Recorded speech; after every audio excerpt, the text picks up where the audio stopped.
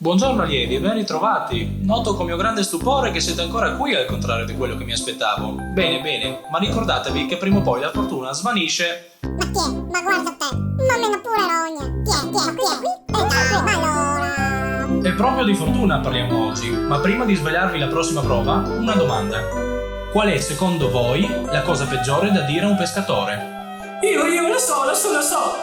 In che pescheria hai comprato il pesce? Marchese, per cortesia, sa che cosa fare.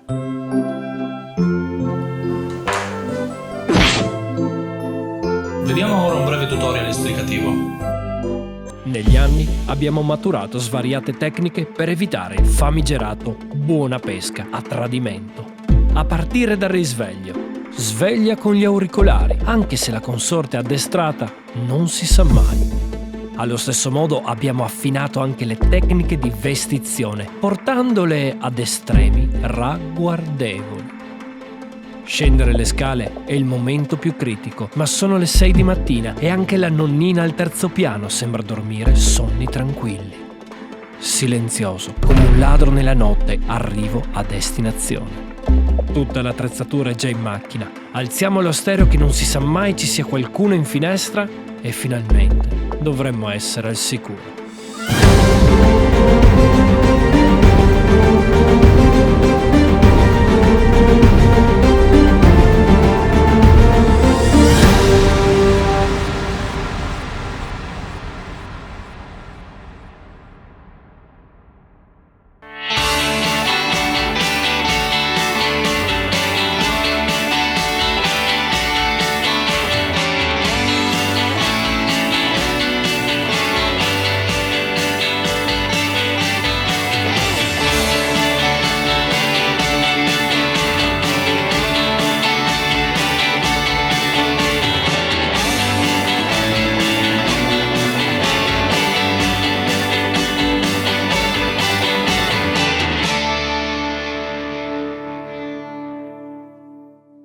Pescatore della domenica non significa solamente pescare la domenica. Significa anche sapersi trovare con molta creatività dei piccoli ritagli di tempo per dedicarci alla nostra passione preferita, la pesca. Che scappiamo dalla famiglia, dal posto di lavoro o semplicemente dalla banale routine quotidiana, c'è sempre un pericolo che incombe su di noi, il fatidico buona pesca, della nonna, della collega, del vicino di casa. Insomma, per poter organizzare un'uscita in santa pace dobbiamo ogni volta superare un fottuto Vietnam della sfiga. Poco tempo a disposizione, brevi e fugaci uscite di qualche ora ed ecco che nasce in noi la necessità di riorganizzare le nostre battute in quello che abbiamo sempre definito nei nostri canali social minimal fishing e oggi vogliamo raccontarvi un po' che cos'è e alcuni nostri approcci. Le prede che possiamo insidiare a passata sono davvero molte.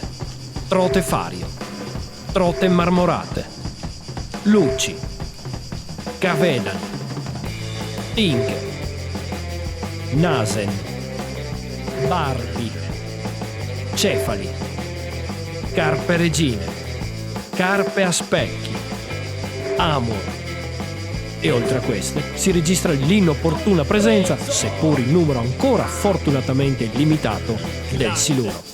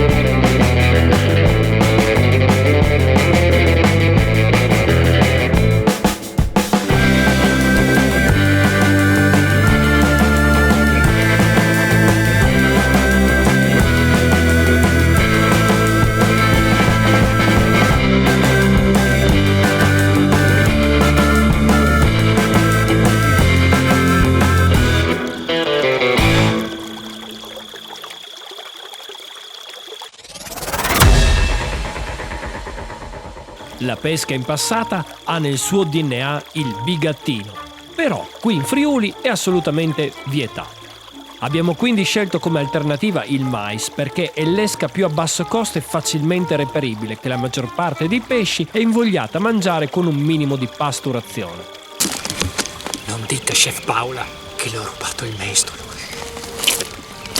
2 o 3 barattoli di prodotto da supermercato bastano e avanzano per una sessione, sia per escare che per pasturare. In alternativa, per variare un po' durante l'azione di pesca, ci porteremo dietro anche delle camole, ottime se c'è un po' di corrente, o le tarme, piccole e dure da escare, ma micidiali per Nasen e Barbie. Ma torniamo al mais.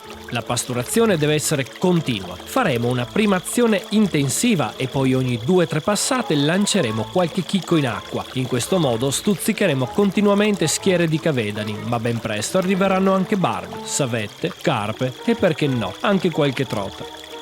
La passata deve essere fatta sulla scia della pasturazione, ovviamente. Il galleggiante è tarato in modo che l'esca passi rasente il fondo e con qualche piccola trattenuta la animeremo facendola saltellare molto dolcemente, stuzzicando l'attenzione di astuti e guardinghi ciprinidi.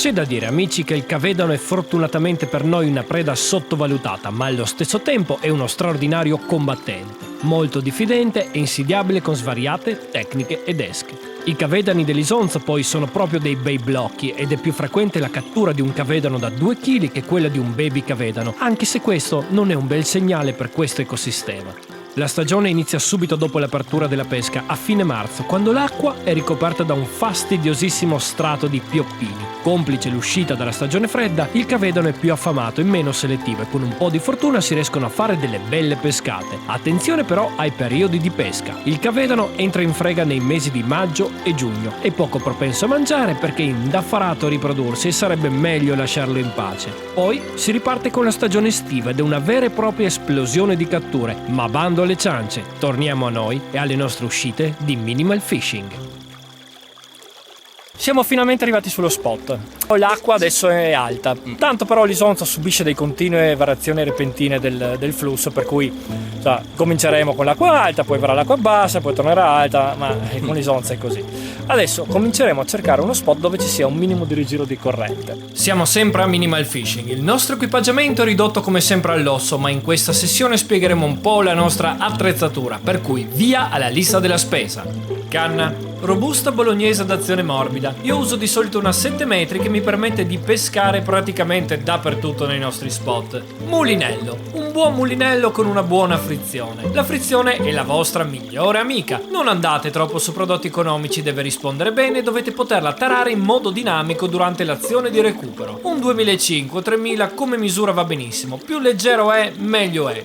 Filo. Imbobbina un buon 0,16 per bolognese. Come finali si parte da uno 0,10 per acque limpide e si può salire fino ad uno 0,14 con acque velate. È il punto debole della catena. Fili economici sono altamente sconsigliati. galleggianti, a pera o a goccia, 2 o 3 grammi a pera per acque calme, dai 4 a 6 grammi a goccia per acque medio veloci come oggi. Guadino, indispensabile amici, indifferente se telescopico o meno, a seconda di come siete abituati e organizzati, ma difficilmente riuscirete con uno 0,10 a recuperare e slamare in sicurezza un cavedano da 2-3 kg. Per cui prendete quello che volete, ma fate in modo di averlo sempre con voi.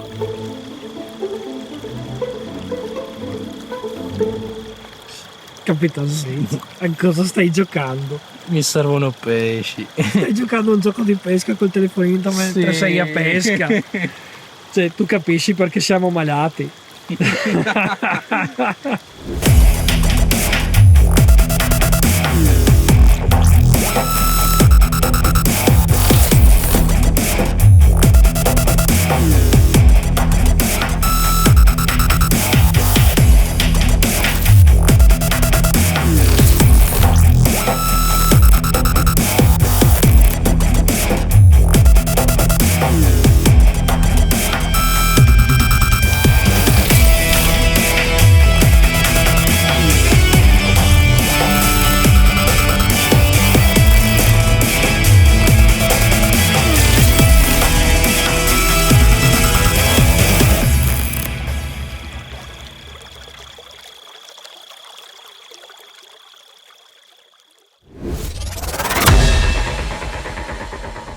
Eccoci di nuovo, una bella domenica mattina di fine estate, fresca e rigonfia di speranze. Con Enrico, un amico carpista, voglio vedere se almeno uno dei due riuscirà a catturare una carpetta anche se con tecniche diverse.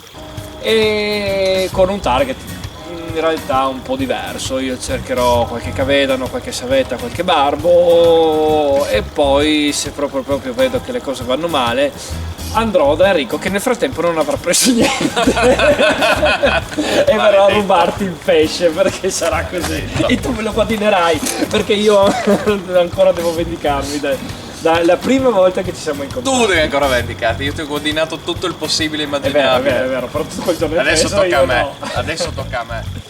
Pronti per cominciare una nuova sfida? Raggiungiamo ognuno la propria postazione, ognuno con la propria attrezzatura, una veloce occhiata allo spot che ci ospiterà oggi, cercando di leggere e interpretare la situazione, ed iniziamo ad organizzarci. L'aria frizzante della mattina sembra sempre di buon auspicio e in acqua si intravede un po' di movimento, qualche bella bollata ci fa sperare in una giornata proficua.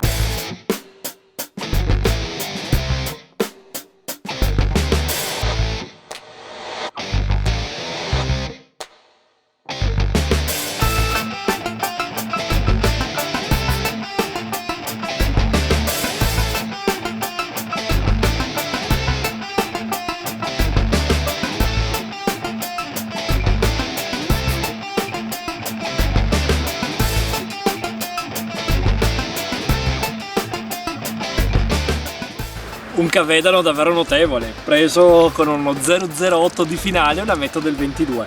Guardate dove si è allamato questo simpaticone, guardate. Questi sono i cavedani dell'Isonza, sono veramente ciccioni e a me piacciono davvero un sacco.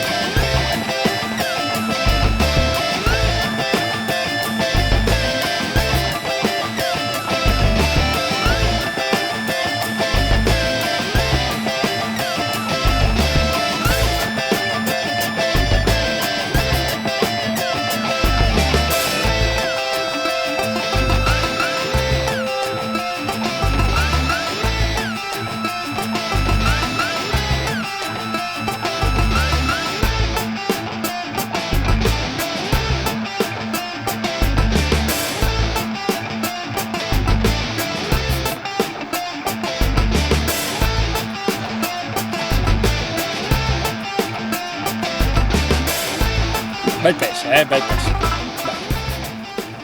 Bravo. Il sole si sta alzando e anche la calura, ma in acqua si sta davvero bene. Quando il pesce collabora sappiamo bene che non esiste caldo, stanchezza, fame o sete. Si continua a pescare, punto e basta. Stiamo pescando con finali davvero ultralight, con innescata una tarma e i nasen sembrano davvero apprezzare. Ecco infatti in piena zona pastura un'altra bella mangiata. Questa poi ha davvero una voglia di combattere incredibile. Di solito i nasen hanno una bella fuga iniziale, qualche testata degna di nota, ma poi si abbandonano al destino e arrivano facilmente a guadino. Ma questo non ne vuole davvero sapere. Mi puzza che non sia un nasen.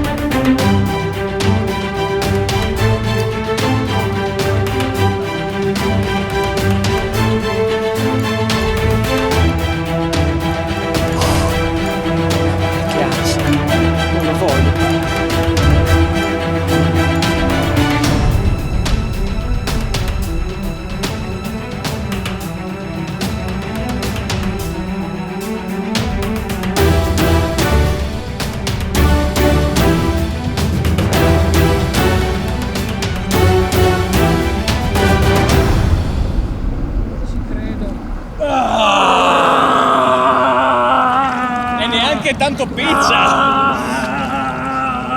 Grande, grande!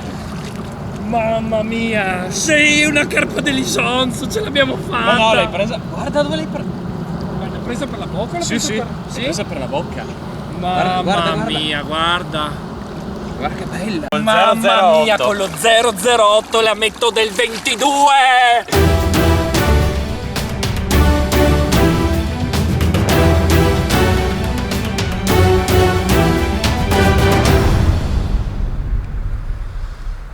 Io sono Pdor, figlio di Khmer. Eccola. Mamma mia. Sì, è lei, porca miseria, è lei. Tutta l'estate ti ho aspettata, tutta. Mua. Rilasciamo la nostra piccola amica che tanto ci ha fatto penare e allo stesso tempo emozionare. Una preda ridicola, certo, per chi pratica il carp fishing classico, ma averla attaccata ad una bolognese montando uno 008 di finale? Beh, amici, tanta roba. La gioia è incontestabile. È tutta l'estate che la cerco. Tutta l'estate che la cerco. Qui, in questo posto, perché io volevo una di queste. No, adesso tocca a me.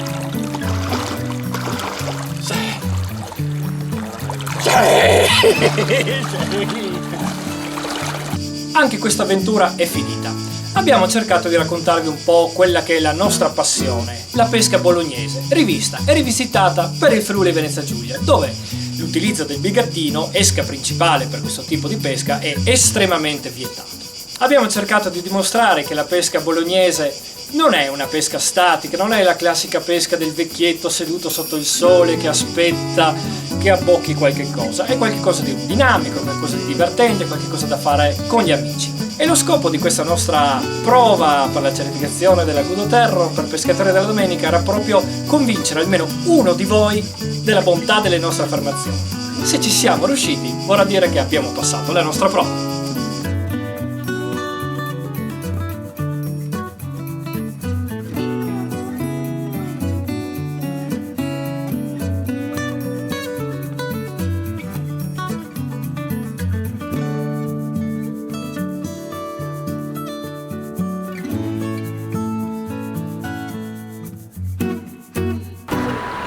Io ci ho provato. Mannaggia.